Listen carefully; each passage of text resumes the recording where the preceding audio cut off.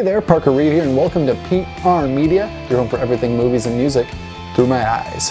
And today we have a review of the new Deftones album, Ohms. Going into my review of the new Deftones album, I wanted to do something that would challenge myself, and that's listen to an established band that overall I was not very familiar with. My only exposure to the Deftones is the few big singles they play on rock radio, and I saw them open up for Guns N' Roses in Minneapolis a number of years ago. And besides that, I've never listened to a full-length Deftones record. I've never sought out their music, but when this album came out, I thought it would be getting some attention, and I wanted to see what makes this band tick. And Ohms is a very interesting offering, and one that opened my mind to a different genre of music that I wasn't overly familiar with. The best way I can describe Deftones is beauty meets aggression. Chino Moreno, the lead singer, he has a fantastic voice and also a great scream, and that's very apparent on the opening track Genesis.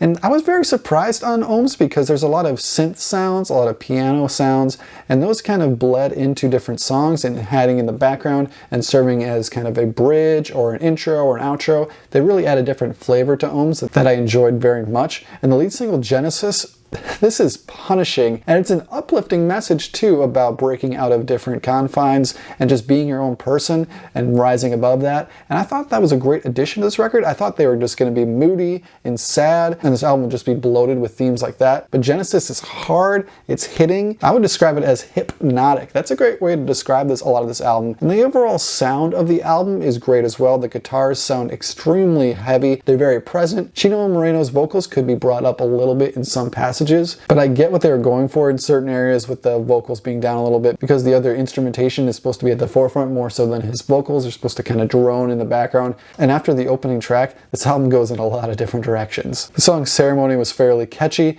but Urantia, it was one of my favorite songs on it. The intro gave me a Megadeth vibe, and coming from this band, I was like, a Megadeth vibe. I thought they would be miles and years and leagues away from that kind of sound. It kind of bleeds into some clean guitars and Chino droning a little bit, and then it leads up to a very catchy chorus. Great song structure in all these songs. They all have a lot of different passages. They're not a straightforward band by any means. Deftones is not a stereotypical radio rock band, and I like that about them. They keep you listening, they keep you engaged, and they don't follow formulas very much. My favorite part about Ohms is when Chino Moreno starts screaming like on the song's Error and the Link is Dead. That's one of my favorite aspects about Deftones, is the fact that they can have these beautiful passages and then just crush you with some heavy riffs. And I saw that there's even some 9-string guitars on this album. That's so low that only dogs can hear it.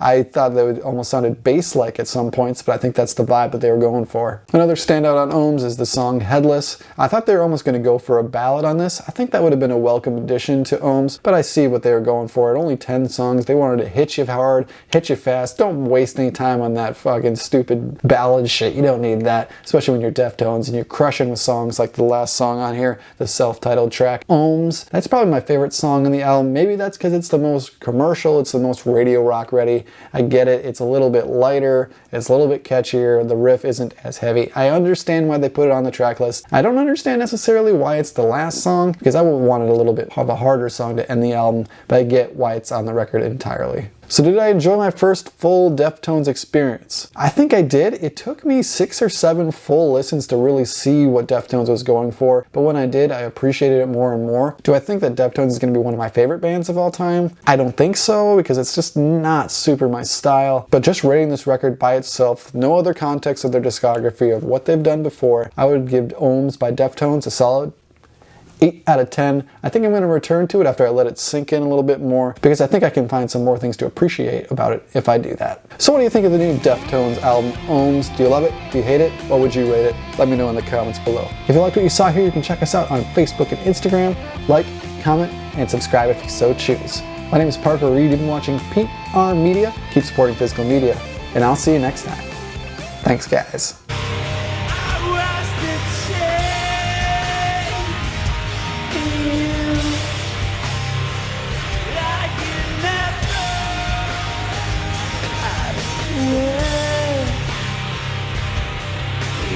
Yeah.